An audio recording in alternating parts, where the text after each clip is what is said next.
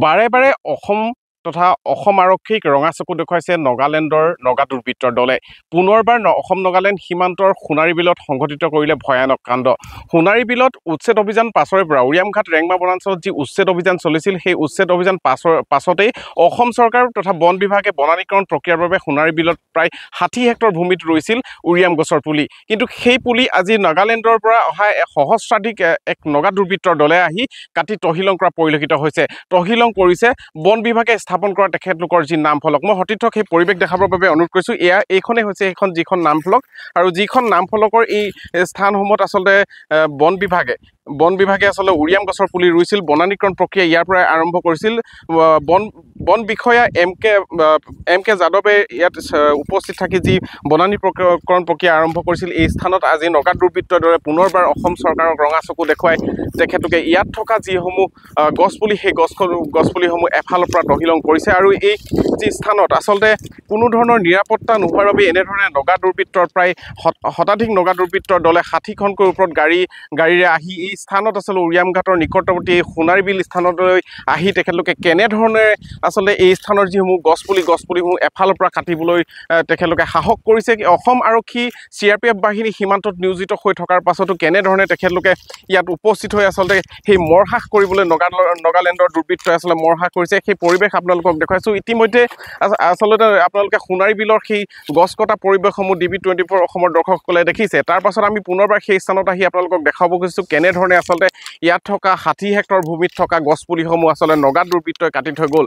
নগা দুৰ্বৃত্তই বাৰম্বাৰ অসম নগালেণ্ড সীমান্ত অশান্ত কৰিবলৈ চেষ্টা কৰিছে।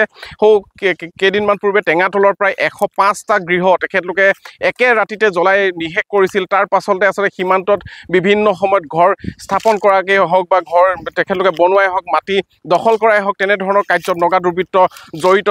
আছে। কিন্তু অসমৰ যি অসম প্ৰশাসন, আৰক্ষী প্ৰশাসনে কোনো ধৰণৰ তেখেতলোকে ব্যৱস্থা গ্ৰহণ কৰিব পৰা নাই। অসমৰ নিৰ্লিপ্ত ভূমিকাৰ বাবে নাগালেণ্ডে প্ৰশাসনৰ যি আচলতে কোনো ধৰণৰ সুমীমাংসা নোহোৱাৰ বাবে বাৰে বাৰে এনেধৰণৰ কাৰ্য সংঘটিত হৈছে উৰিয়ামঘাট এই সীমান্তত। আৰু উৰিয়ামঘাট সীমান্ত অশান্ত কৰাৰ বাবে নগা লোকে বাৰে বাৰে চেষ্টা কৰিছে, কিন্তু অসমৰ প্ৰশাসন বা অসম চৰকাৰে কোনো ধৰণৰ বৰ্তমান সময়লৈকে ব্যৱস্থা গ্ৰহণ কৰা নাই। তাৰ পাছতো সীমান্ত অঞ্চলৰ আজিৰ এই ঘটনাই নিশ্চিতভাৱে সীমান্তবাসীক আচলতে শংকিত কৰি তুলিছে। কেনেধৰণে আচলতে শতাধিক নগা উৰিয়ামঘাটৰ নিকটৱৰ্তী সোণাৰী বিললৈ আহি ইয়াত থকা বনানীকৰণ প্ৰক্ৰিয়াত যিসমূহ গছপুলি ৰোপণ কৰা হৈছিল, গছপুলি ৰোপণ কৰা কেনেধৰণে এফালৰ পৰা কাটিব পাৰে তাক লৈ প্ৰশ্ন উত্থাপন হৈছে। ইয়াত আচলতে কৰ্মচাৰীসকল নিয়োজিত হৈ আছিল, ইয়াত বহু আচলতে লেবাৰ নিয়োজিত হৈছিল, যিসকল লোকে আচলতে চোৱা চিতা কৰিছিল। তেখেতলোকক ভয় ভাবুকি প্ৰদান কৰি বন্দুক দেখুৱাই তেখেতলোকক আচলতে এই স্থানৰ পৰা আঁতৰাই এই গছপুলিসমূহ কাটি দিয়াৰ অভিযোগ উত্থাপন হৈছে। মই সতীৰ্থক সেই পৰিৱেশ পুনৰবাৰ দেখাবৰ বাবে অনুৰোধ কৰিছোঁ। এয়া হৈছে উৰিয়ামঘাট সীমান্তৰ সোণাৰী বিলৰ অঞ্চল, আৰু সোণাৰী বিল অঞ্চলত এনেধৰণে বন বিভাগে কেইদিনমান পূৰ্বে আচলতে বন বিভাগৰ উদ্যোগত উচ্চপদস্থ বিষয়াৰ উপস্থিতিত এনেধৰণে উৰিয়াম পুলিকে ধৰি বিভিন্ন গছপুলি ৰোপণ কৰি আচলতে উৰিয়ামঘাটৰ যি উচ্ছেদিত অঞ্চলক সেউজীকৰণ প্ৰক্ৰিয়াত এক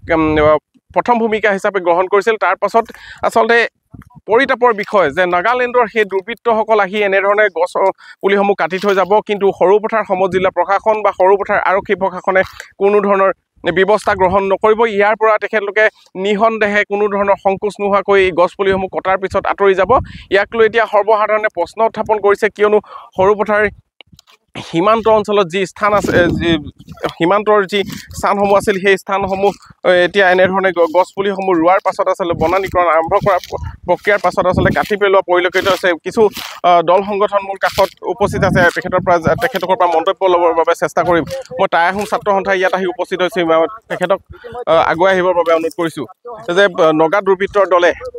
অসম নাগালেণ্ড সীমান্ত অশান্ত কৰাৰ চেষ্টা কৰিছে। আজি যি বনানীকৰণ প্ৰক্ৰিয়া, অসম চৰকাৰৰ যি বনানীকৰণ প্ৰক্ৰিয়াত আচলতে 60 হেক্টৰ ভূমিত গছ পুলি ৰোপণ কৰা হৈছিল, উৰিয়াম পুলি ৰোপণ কৰা হৈছিল, সেইসমূহ তেখেতলোকে কাটি থৈ গৈছে। কি ক'ব? হয়, আমি অলপ দিনৰ আগত দেখিছিলোঁ যে নাগালেণ্ড চৰকাৰৰ যি উপ মুখ্যমন্ত্ৰী তেখেতে আহি কৈছিলে যে ইয়াত আমাৰ অসম চৰকাৰে যদি ইয়াত ধৰি লওক ফেঞ্চিং দিয়ে বা গছপুলি ৰুৱে আমি উঘালি দিম। গতিকে অলপ দিনৰ পিছত তাৰ পিছতে আমাৰ ধৰি লওক যি অসম চৰকাৰ বনানীকৰণ কৰি আছিলে টোটেলি বন্ধ হৈ গ'ল, স্তব্ধ হৈ গ'ল চব। গতিকে তাৰ পিছত আগতে যিটো সময়ত আমাৰ বনানীকৰণ প্ৰথম অৱস্থাত কৰিছিলে, তাৰ সেই সময়তে ৰোৱা যিবিলাক গছ পুলি এটা ধুনীয়াকৈ উঠি আহিছিলে আপোনালোকে দেখিছে সম্পূৰ্ণকৈ উঠি আহিছিলে বাচিছিলে পুলিবিলাক সেই পুলিবিলাক আচলতে আজি 60খনমান নগাৰ গাড়ী আহি পেলানি ইয়াত কাটি তহিলং কৰি গোটেই গুচি গ'ল গতিকে ইয়াত আমি অসম চৰকাৰৰ এটা ব্যৰ্থতা আমি দেখিবলৈ পাইছোঁ গতিকে আমি যিটো সময়ত আচলতে ইয়াত উচ্ছেদ চলি আছিলে সেইটো টাইমতে আমি কৈছিলোঁ যে আমি টাই আহোম ছাত্ৰ সন্থা আৰু বিভিন্ন দল সংগঠনে কৈছিলে যে উচ্ছেদ শেষ হোৱাৰ পিছতে ইয়াত আচলতে আমাৰ কেন্দ্ৰীয় সুৰক্ষা বাহিনী আৰু লগতে অসমৰ যিবিলাক আমাৰ অসম বেটেলিয়ান আমি 2-3টা কোম্পানী ইয়াত বহাবলৈ দিছিলোঁ অনুৰোধ জনাইছিলোঁ আৰু লগতে আছাম বেটেলিয়ান লগতে আমাৰ ফৰেষ্ট বেটেলিয়ান আৰু লগতে আছাম ৰাইফলৰ ইয়াত মানে কেইটামান কোম্পানী আনি পেলানি ইয়াত বহাবলৈ বা ব্যৱস্থা কৰিব কাৰণে আমি অনুৰোধ জনাইছিলোঁ কিন্তু তাৰপিছত এইবিলাক নকৰাৰ কাৰণে আচলতে সুবিধা পাইছে নগা আচলতে CRPF আছে অসম আৰক্ষী আছে বন বিভাগৰ জোৱানসকলে ইয়াত নিয়োজিত হৈছে তাৰপিছতো আচলতে এনে শতাধিক নগা আচলতে এই উৰিয়াম ঘাটৰ নিকটৱৰ্তী যদিও সীমান্তত তথাপিও উৰিয়াম ঘাটৰ নিচেই কাষতে থকা এই অঞ্চললৈ আহিছে ই কি সূচাইছে আচলতে হয় আচলতে ইয়াত আমাৰ CRPFৰ বাহিনীও আছে আচলতে CRPF বাহিনী আৰু নিউট্ৰেল ফ'ৰ্চ হ'ব লাগে নিউট্ৰেল ফ'ৰ্চে আচলতে নিৰপেক্ষ হিচাপে কাম কৰিব লাগে কিন্তু নিৰপেক্ষ আমি দেখিবলৈ পোৱা নাযায় আমি সকলোৱে কিছুমান মানুহে আমাক কয় গতিকে আমি যদি আমাৰ নিৰপেক্ষতা ভূমিকা গ্ৰহণ কৰিলে হয় আচলতে আজি যিটো ঘটনা হৈ গ'ল এইটো নহ'বলৈ পালেহেঁতেন নহ'লহেঁতেন গতিকে আমি এটা অনুৰোধ জনাইছোঁ অসম চৰকাৰৰ যিবিলাক আমাৰ প্ৰশাসন আছে প্ৰশাসনে যাতে অসম চৰকাৰে আহি ইয়াৰ ব্যৱস্থা কৰিব লাগে সুব্যৱস্থা কৰিব লাগে আমাৰ এই যিটো অঞ্চল বৰ্তমান আমাৰ উচ্ছেদ হৈ এতিয়া যোনবিলাক আমাৰ বনানীকৰণ যোনটো প্লেণ্টেশ্যন চলি আছিল সেই প্লেণ্টেশ্যনটো বন্ধ হ'ল তাৰ পৰিপ্ৰেক্ষিতত আমাৰ এতিয়া নগাসকলে সুবিধা পাইছে কিন্তু এতিয়া আমাৰ যিবিলাক এক্টিভিটি হ'ব লাগিছিলে অসম চৰকাৰৰ যিটো পদক্ষেপ গ্ৰহণ কৰিব লাগিছিলে সেই পদক্ষেপ গ্ৰহণ কৰাটো আমি দেখিবলৈ পোৱা নাই গতিকে আমি এটা দাবী জনাইছোঁ অতি সোনকালে ইয়াত অসম চৰকাৰৰ আমাৰ বেটেলিয়ান আনি আৰু আছাম ৰাইফলৰ বেটেলিয়ান আনি বহাবত কটকটীয়া নিৰাপত্তা কৰি আমাৰ এই অঞ্চলটো আচলতে বনানীকৰণ কৰিবৰ কাৰণে আমি যি সীমান্ত দণ্ডাধিক পৰ্যায়ত বাৰে বাৰে যিকোনো ঘটনা এটা হোৱাৰ পাছত সীমান্ত দণ্ডাধিক পৰ্যায়ত আলোচনা হয় তাৰ সেই আলোচনাত কিছু ফল ধৰে বুলি তেখেতলোকে কয় কিন্তু প্ৰকৃততে সেয়া আচলতে ফল ধৰা দেখা পোৱা নাই সীমান্ত দণ্ডাধিক পৰ্যায়তে আলোচনা হ'ব লাগেনে বা অসম চৰকাৰে যি সংঘাত অসম নাগালেণ্ডৰ সংঘাত এই কেনেধৰণে আগবাঢ়ি নিব ইয়াত সীমান্তৰ যিবিলাক দণ্ডাধিক আছে অসমৰে হওক বা নাগালেণ্ডৰ হয় তেওঁলোকৰ যিবিলাক উদ্যোগত মিটিং হয় বা বৈঠক হয় সেই বৈঠকে আচলতে আমাক যিবিলাক আচলতে আমি হ'ব লাগিছিলে সেইটো হোৱা নাযায় দেখিবলৈ পোৱা নাই গতিকে অসম চৰকাৰৰ এটা হস্তক্ষেপ লাগিব যিহেতু মুখ্যমন্ত্ৰী ডাঙৰীয়াই হস্তক্ষেপতে আচলতে এই অঞ্চলটো উচ্ছেদ কৰা হৈছিল আৰু সেই মুখ্যমন্ত্ৰী ডাঙৰীয়া আচলতে ইয়াত এতিয়া বৰ্তমান আমি সেই যিটো সময়ত উচ্ছেদৰ সময়ত যিটো তেওঁলোকে এক্টিভিটি দেখাইছিলে এতিয়া সেই আমি দেখিবলৈ পোৱা নাই গতিকে আমি পুনৰবাৰ দাবী জনাইছোঁ যাতে এই অঞ্চলবিলাক যিবিলাক আমাৰ এতিয়া নগা দুইটা যে গছ বন কাটি ধ্বংস কৰি আচলতে তেওঁলোকে গুচি গ'ল গতিকে এইটো পুনৰবাৰ আচলতে ইয়াত মানে নিৰাপত্তা দিবৰ কাৰণে আমি জনাইছোঁ নিশ্চিতভাৱে আচলতে অসমৰ মুখ্যমন্ত্ৰী হিমন্ত বিশ্ব শৰ্মাক সকলো দল সংগঠনে এই ক্ষেত্ৰত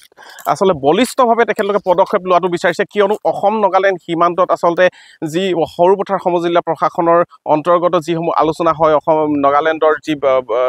দণ্ডাধিক পৰ্যায়ত সেই আলোচনাই বৰ্তমান সময়ত অসম নাগালেণ্ড শান্ত হোৱা পৰিৱেশ ঘূৰাই আনিব পৰা তেনেধৰণৰ ফল ধৰা দেখা পোৱা নাই কিন্তু অসমৰ মুখ্যমন্ত্ৰী হিমন্ত বিশ্ব শৰ্মাৰ হাতত এতিয়াও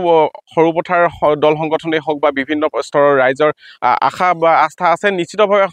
অসমৰ মুখ্যমন্ত্ৰী হিমন্ত বিশ্ব শৰ্মাই এই সীমান্তৰ বিবাদক আচলতে এক সুমীমাংসা কৰিব কিন্তু অসম নাগালেণ্ড সীমান্তত এনেধৰণৰ ঘটনা সংঘটিত কৰে নগা দুৰ্বৃত্তই তাৰ পাছত সৰুপথাৰ সমজিলা প্ৰশাসনে হওক বা ঘটনাৰ পিছত তেখেতলোক উপস্থিত আহি পৰিস্থিতিৰ বুজ লয় কিন্তু বৰ্তমান সময়ত আমি পুনৰবাৰ উত্থাপন কৰিব বিচাৰিছোঁ যে যি স্থানত আচলতে গছপুলিসমূহ কাটি থৈ গ'ল সেই স্থান গছপুলি কাটি থৈ যোৱাৰ পাছতহে সৰুপথাৰ সমজিলা প্ৰশাসনৰ দণ্ডাধীশ বা সৰুপথাৰ আৰক্ষী বিষয়াসকল আহি উপস্থিত হৈছে তাৰ পূৰ্বে কোনো ধৰণৰ নিৰাপত্তাৰ ক্ষেত্ৰত সীমান্ত